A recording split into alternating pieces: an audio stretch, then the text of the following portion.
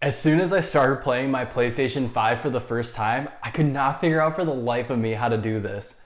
Hey everyone, thanks so much for joining me. And in today's video, I'm going to show you how to power off your console. I also want to share with you a couple tips along the way to best optimize the power to your PlayStation 5 so that you can do things like charge your controller and apply updates over the air while you're away from the console. As always, if you enjoy this video and find it helpful, please be sure to hit that like button and don't forget to subscribe so that you can always stay up to date on my latest helpful PlayStation videos just like these. Let's get right into it. So unlike the older PlayStation 4 consoles with the DualShock controller, where all you had to do was simply hold the PlayStation button in the middle of the controller and then go down one item to where it said power off, the PlayStation 5 process to power it off is quite a bit different and a little more confusing. So when you're in the middle of a game, or if you're even in the main menu, you can't see anywhere on here where it says power off. And when you hold the PlayStation button on the DualSense controller, it doesn't do anything.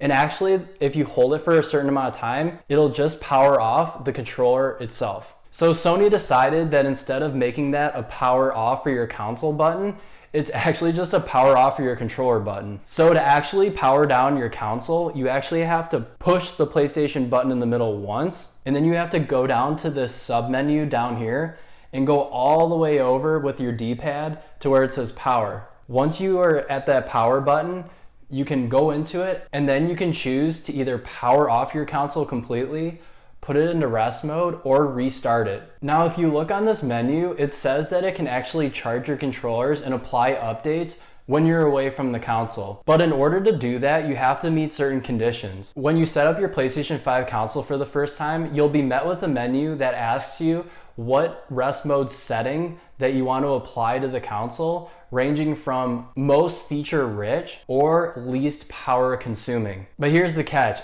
In order to do things like charge your controller, apply updates on the go, and enable remote play while you're away from the PlayStation 5, you have to do the full power setting for rest mode. If you forgot to choose that option when you were met with the rest mode menu, you can actually change it in the settings menu.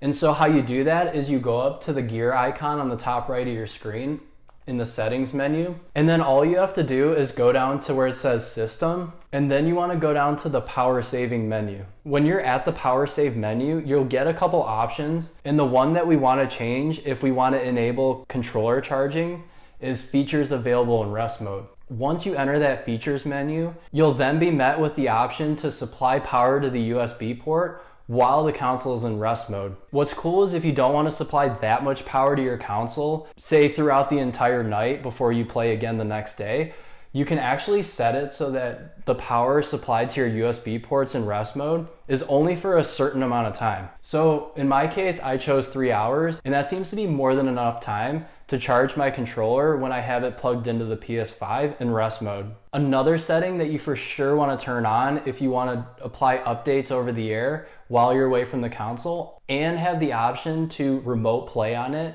what you want to do is you want to go down to the next setting where it says stay connected to the internet, and you want to make sure that that's checked on, as well as the one under it saying enable turning on PS5 from network. What that allows you to do is apply updates over the air, the first one, and then if you plan on remote playing, say from your iPhone, the turning on PS5 from your network option allows you to make that happen. If you need help transferring all of your data over from your PlayStation 4 to your PlayStation 5, I recently published a video, and I'll leave it for you right here and down in the description below, that shows you the easiest way to download your data from your PlayStation 4 to your PlayStation 5, as well as some ways to make that process quite a bit faster. As always, if you enjoy this video and found it helpful, please be sure to hit that like button and don't forget to subscribe so that you can always stay up to date on my latest helpful PlayStation videos just like these. Thank you so much for watching, and I will see you on the next video.